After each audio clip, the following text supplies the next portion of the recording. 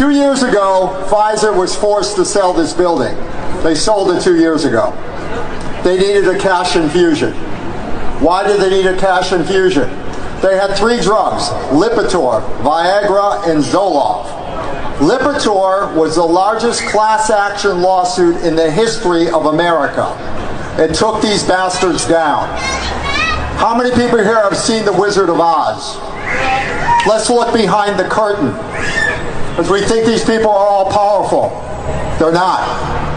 They needed these shots because they were broke. They are moving right now into 66 Hudson Yards, which is right across the street from CNN. That's very appropriate because Pfizer is keeping CNN on the air. They're also broke. Yeah. This morning I did my research, which I do every day. I'm sure you all do a lot of research.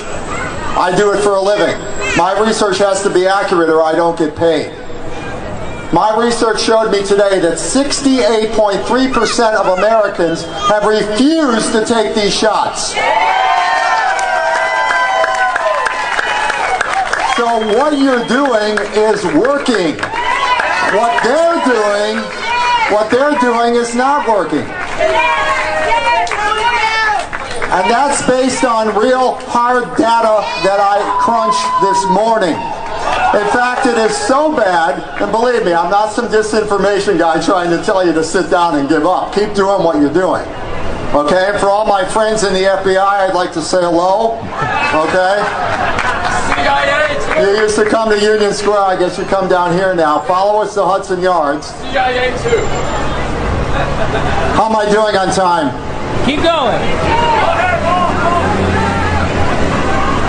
Lipitor injured so many people that they had to settle with the largest class action in the history of this country. They had to keep that real quiet because their shareholders were going to freak out. And who are their shareholders? If you have a pension fund, you own their stock. If their stock tanks, your pension goes away. That's how we're all tied into this bullshit. We're at a point right now where we're exposing these bastards. Dr. Fauci will be indicted within the next 2 weeks.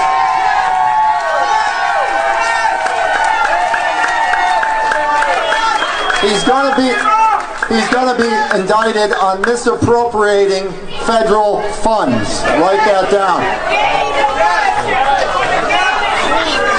After Dr. Fauci is gone and he's put in a jail cell where Bernie Madoff used to sit, you can then walk down the street and say, why are you wearing a mask? Why are you taking these shots? The guy who told you to do it is sitting in a jail cell right now for financial fraud. So you are winning.